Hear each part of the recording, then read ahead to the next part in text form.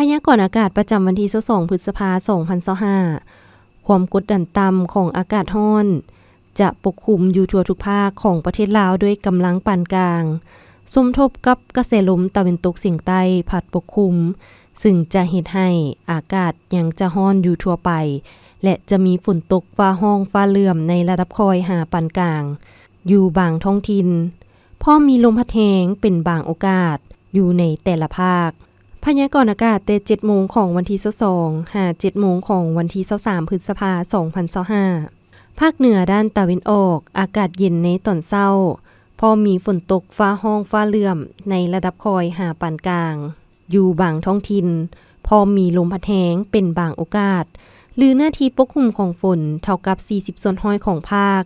อุณหภูมิระหว่าง17หา33องศา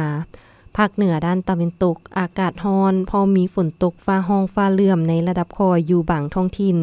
และมีลมพัดแรงเป็นบางโอกาสหรือหน้าที่ปกคลุมของฝนเท่ากับ30ส่วนห้อยของภาคอุณหภูมิระหว่าง22หา37องศา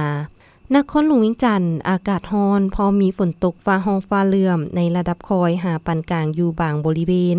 และมีลมพัดแรงเป็นบางโอกาสหรือหน้าที่ปกคลุมของฝนเท่ากับ40ส่วนห้อยอุณหภูมิระหว่าง26หา36องศาภาคกลางอากาศร้อนพอมีฝนตกฟ้าร้องฟ้าเหลื่อมในระดับคอยอยู่บางท้องถิ่น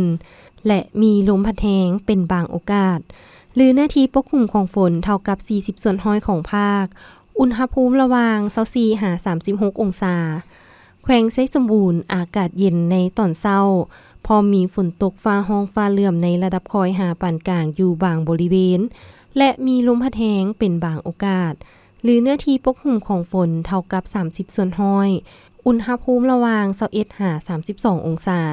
ภาคใต้อากาศร้อนหาร้อนเอาพอมีฝนตกฟ้าร้องฟ้าเหลื่อมในระดับคอยหาปานกลางอยู่บางท้องถิ่น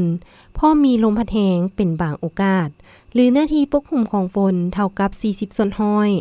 อุณหภูมิระหว่าง25หา38องศาสำหรับเขตภูเพียงบริเวณอากาศเย็นพอมีฝนตกฟ้าร้องฟ้าเหลื่อมในระดับคอยหาปานกลางอยู่บางบริเวณและมีลมพัดแรงเป็นบางโอกาสหรือหน้าที่ปกคลุมของฝนเท่ากับ35ส่วนห้อยอุณหภูมิระหว่าง16หา27องศา